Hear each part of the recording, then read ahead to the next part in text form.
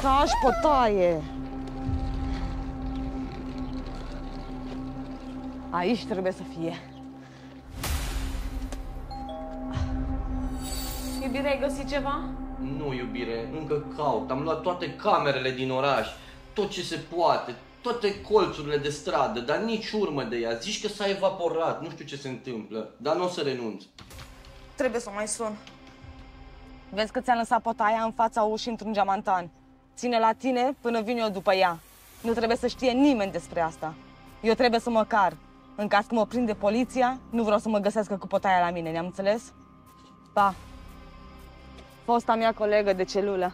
Am apărat în închisoare, acum e rândul ei să mă ajute. O să mă folosesc de ea cât pot. Ce-mi place să mă folosesc de oameni.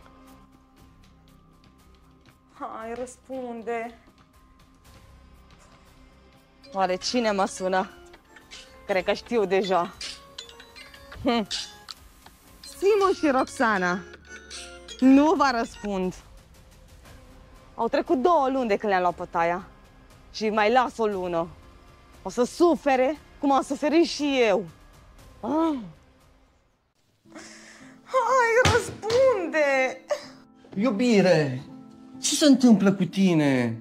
Nu mai pot, iubire, de 2 luni sună Letiția să văd ce se întâmplă cu Lucy. E în viață, nu e în viață și ea nu răspunde. Mi-e dor de ea de nu mai pot. Iubire, și mie mi-este dor, crede-mă, dar nu trebuie să disperăm. Cum să nu disper? Nu mi-am mai văzut cățelușul de 2 luni. Nici nu știu dacă mai e în viață. Iubire, stai liniștită. Letiția nu ar face ceva cățelului. Sigur ar vrea să obțină niște bani înainte să-i facă ceva. Plus că știi cum e Letiția. Sigur face chestia asta ca să ne vadă distruși, să ne vadă plângând, să ne vadă suferind. Asta încearcă ea cu noi. Și dacă o să disperăm, nu o să rezolvăm nimica. Lucy are nevoie de noi ca să fim calmi, să găsim o soluție și să o salvăm, cum am făcut de fiecare dată. Dar dacă Letiția a câștigat și nu o să mai vedem pe Lucy niciodată? Iubire, nu te gândi la asta. După cum ți-am spus mereu, binele tot timpul va învinge. Răul nu are nicio șansă împotriva oamenilor buni. Și noi mereu am vrut binele. Mereu am vrut binele nostru, al cățelușului. Mereu am vrut să fim împreună, să ajutăm oamenii și să facem bine. Așa că nu te îngrijora. Îți promit că vom găsi o soluție, la fel cum am găsit de fiecare dată. Gândește-te că am fost în situații mult mai rele. Am fost în situația în care am fost legați. Era să murim, era să explodeze o bombă. Crezi că acum nu o să o găsim? Trebuie să ne gândim bine. Hai să ne calmăm și să găsim o soluție. Și până la urma urmei, avem Cartea Umbrelor.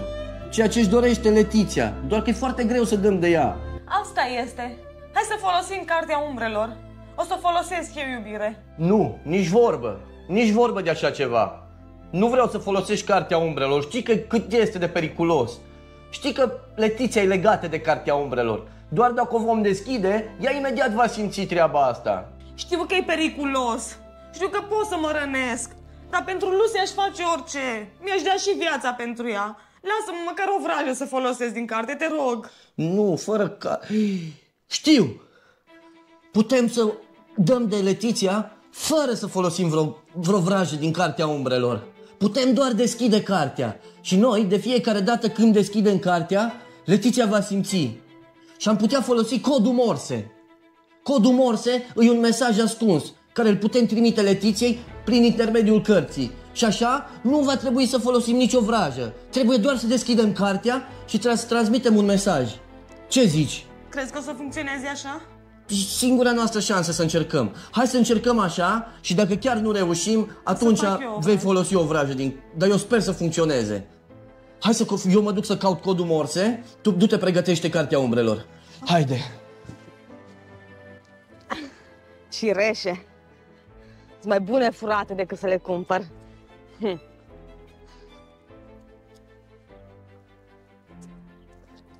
Gata, iubire. Am găsit codul Morse. Avem totul pregătit? Perfect. Acum pregătesc cartea, iubire.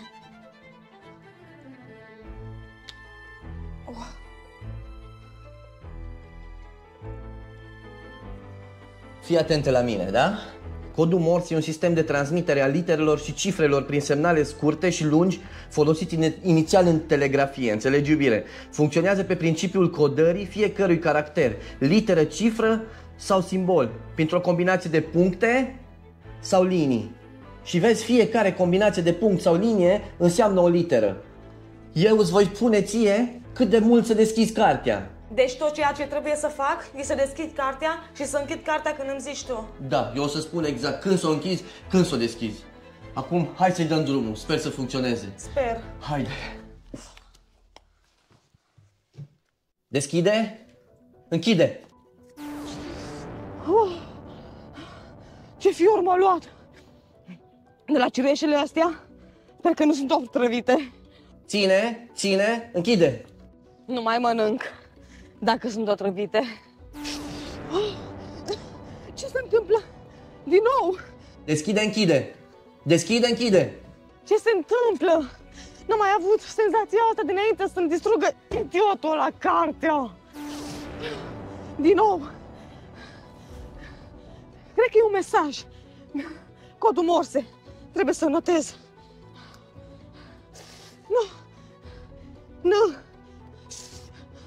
Nu. Oh. I. Deschide, închide. Deschide. Ține, închide. Ha. V.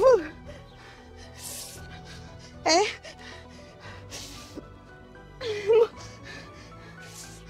C. A. D. E.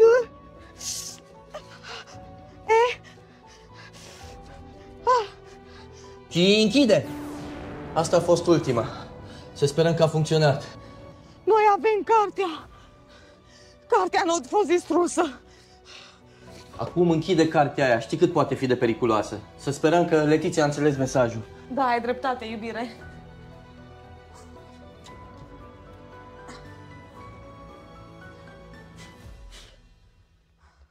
Noi avem cartea. Dar care noi? Dar nu fi pus idioții ăștia mâna pe carte. Am văzut cu ochii mei când a fost distrusă. Trebuie să-i sun.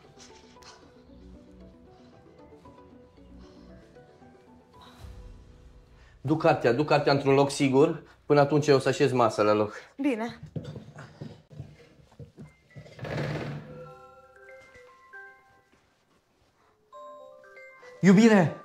Iubire, vino repede. Îi Letiția. Se pare că a funcționat. Răspunde repede. Iubire, calmează-te. Trebuie să știm ce vorbim cu ea dacă vrem să o recuperăm pe Lucy. Așa că lasă-mă pe mine să vorbesc, da?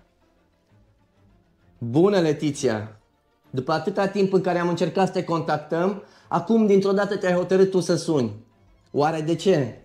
Crezi că avem ceva ce ți aparține? Deci adevărat? Voi chiar aveți cartea? Dar cum e posibil așa ceva, că am văzut cu ochii mei când ați distrus-o? Letiția, nu mai contează cum am pus mâna pe carte sau cum am făcut rost de ea, important e că acum e la noi. Și dacă vrei cartea, trebuie să ne-o aduci pe Lucy. Și dacă e doar vreun joc de-al vostru și vreți să mă păcăliți, cum pot eu fi sigură că e cartea la voi? Iubire, vrea niște poze. Bine că am făcut niște poze la carte. O să-i le trimit, pentru că nu crede că e cartea la noi. Trimite-i-le. Verifică-ți telefonul, Letiția. Tocmai ți-am trimis niște poze. Să vezi că cartea e la noi. Lăsați-mă să verific. Într-adevăr, e cartea. Da, într-adevăr, e cartea. Dar dacă pozele sunt false și vreți să mă păcăliți, până nu văd cartea, să mă asigur că ea e, nu o să vedeți fotaie până atunci. Nu sunt poze false, Letiția. Nu aș risca viața lui Lucy. Dar fii atentă, am o idee. Îți voi rupe o bucățică din carte și îți voi aduce o bucată cu o vrajă din carte. Ca să vezi că cartea e la noi. Perfect, așa facem. Tu adu-mi o bucată din carte și eu o să-ți trimit un video cu Lucy, să vezi că e în siguranță și că e în viață.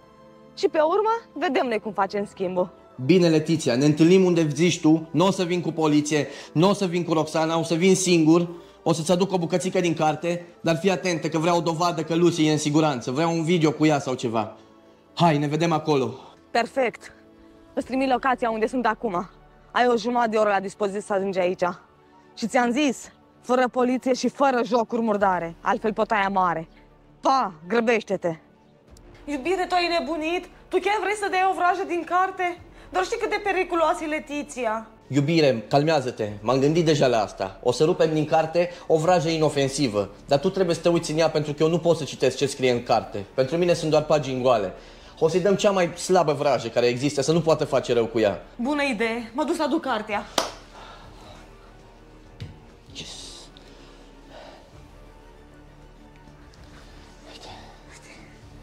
Deschide-o repede și caută o vrajă slabă.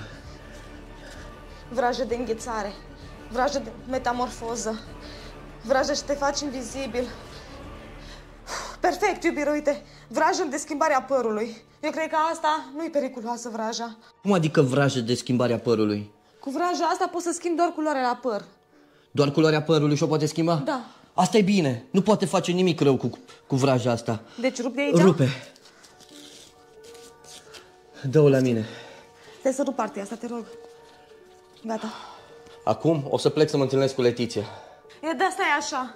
Ce ne facem dacă Letiția vrea toată cartea? Sigur o să vrei pe toate la schimb pentru Lucy. Iubire, m-am gândit deja la asta. Am un plan. Acum, în primul rând, trebuie să mă duc să văd ce face Lucy, să aflu tot ce pot despre ea. Poate o putem recupera pe Lucy fără să-i dăm cartea Letiției.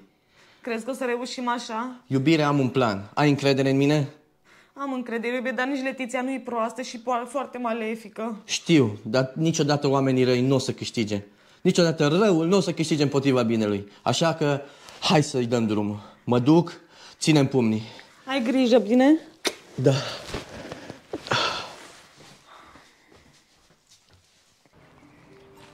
Aici trebuie să fie locul.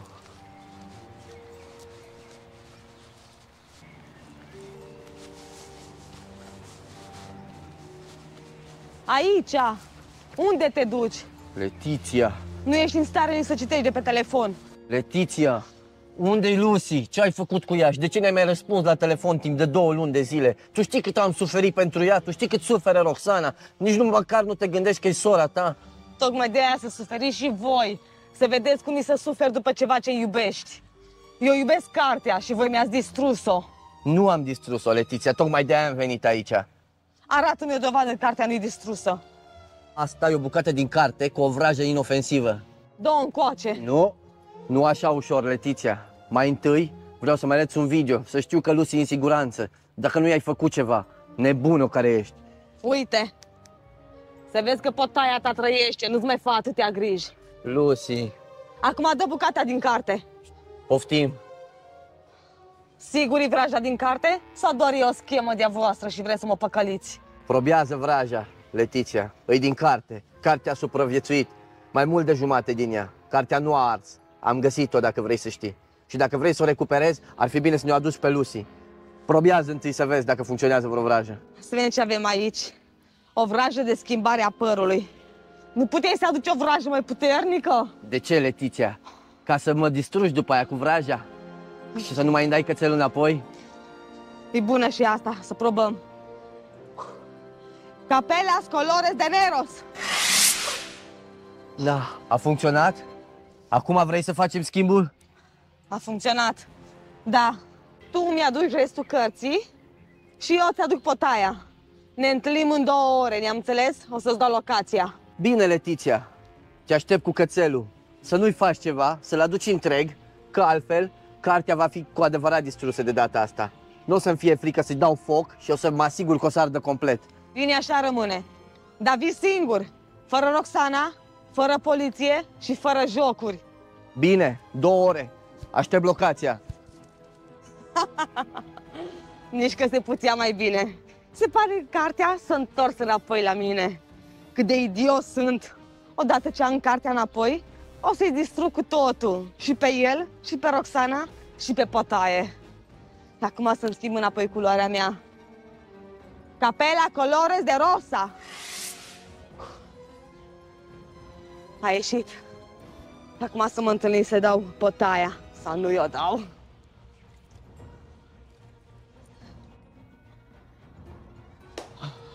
Iubire, ai venit. Da. Ce face Lucy? Ai văzut-o? E bine? Iubire, nu am văzut-o pe Lucy. Letiția a venit fără Lucy. Nu știu unde o ține ascunsă, dar am văzut un videoclip cu ea. Lucy e bine. Lucy e în siguranță. Sigur e bine? Da. Și ce facem mai departe? Iubire, Letiția mi-a spus clar. Vrea cartea. În 2 ore vrea să fiu cu cartea umbrelor la ea, iar ea o să ne dea câinele înapoi. Păi și ce facem, iubire? Dacă nu se dăm cartea, o să-i facă rău cățelușului. Dacă o să-i dăm cartea, o să ne facă după aia rău la toți 3. Suntem terminați, iubire. Iubire, nu suntem terminați. Ți-am spus că o să am un plan, da? Fii atentă. Scoate cartea de aici și nu-i vom da nicio carte. Îi vom da o altă carte. Psihologia fricii, vezi? Are și o imagine. O vom păcăli. Când va deschide prosopul, va vedea doar imaginea asta. Atunci va dispera. Noi o să rămânem cu cățelul, ea ne va da cățelul și ea va primi o carte care nu poate decât să o citească. Și atunci o vom păcăli. Wow, ce idee bună! Cum de nu m-am gândit la asta? Vreau să vin cu tine, iubire. Iubire, nu poți să fii cu mine. Letiția a spus clar, fără jocuri, fără poliție și fără tine. Dacă Letiția simte că am făcut una din astea 3 chestii, sigur îi va face rău lui Lucy. Și nu vrei asta, nu? Nu, iubire, dar și ce să fac? Să stau aici cu mâinile în sân? Nu stai cu mâinile în sân, iubire. Stai aici și roagă-te pentru mine, da? Hai. Bine, ai grijă, da? Da, sper să reușesc. Sper să ne reușească planul. Și eu sper. Am plecat. Sper să mă întorc cu Lucy acasă. Doamne ajută. Acum nu mai trebuie decât să iau pătaia de la prietena mea și cartea va fi înapoi la mine. Hai, răspunde odată. Bagă pătaia în geamantan și adu-o jos, exact așa cum ți-am dat-o eu.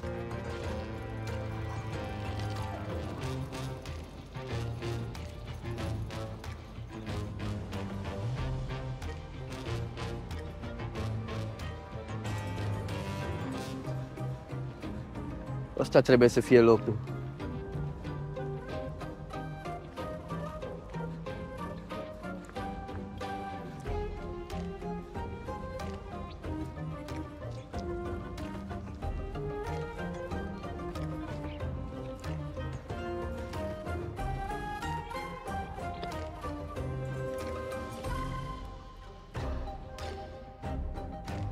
Vine la podul unde ai ars atunci cartea. Când ajungi aici mă suni, am înțeles?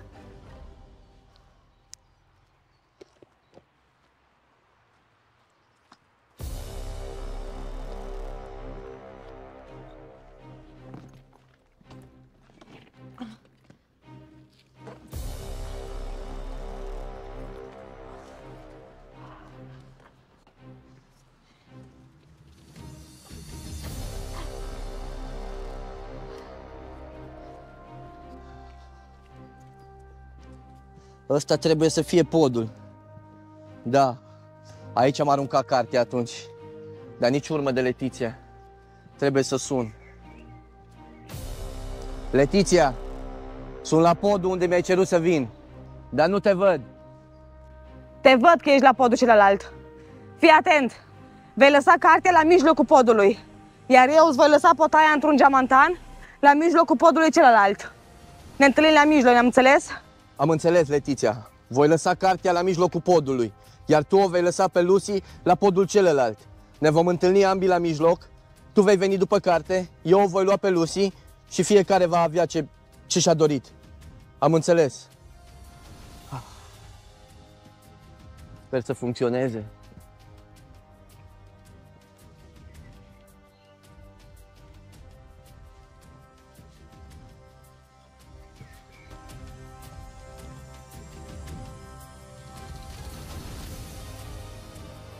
Ai cartea acolo, Letiția?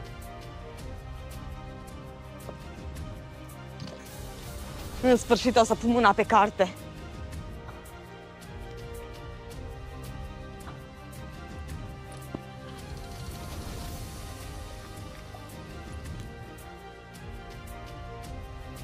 Ai geamantanul pe pod. Ai și tu cartea pe pod.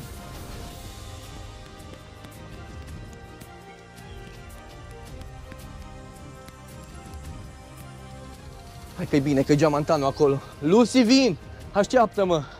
În sfârșit!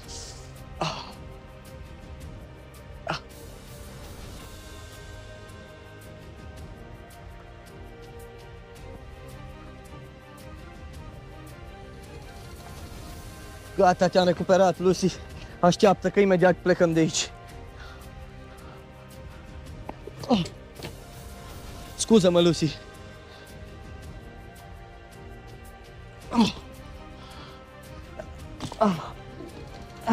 În sfârșit, fetița. Așteaptă că te scot de aici. În sfârșit. Ce fericit o să fie Roxy. Cum e închisă asta? Așteaptă, fetița, că te scot de aici. Poftim! Letiția!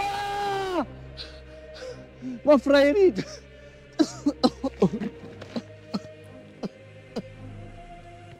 Oh, cred că și-a dat seama că l-am păcălit. Trebuie să iau cartea să măcar.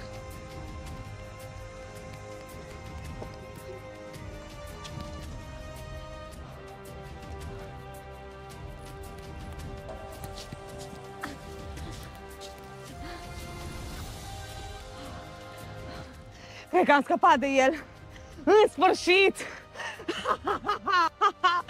Cartea umbrelor. În sfârșit e a mea. Ce?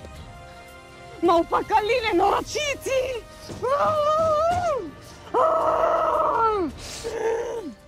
Dar nu-i nimic. Și eu i-am păcălit. Dacă le dădeam potaia, rămâneam și fără carte și fără câine. Bine că m-am gândit din timp la toate. Sau nu, bagă altceva în geamantan. Pe potaie ține-o ascunsă. O să-i fraierez pe ăștia doi. O să am și cartea și o să am și potaia la mine. Grăbește-te. Dar nu au încotro. Trebuie să-mi aducă cartea, altfel potaia moare. Și nu cartea asta. Cartea umbrelor o vreau.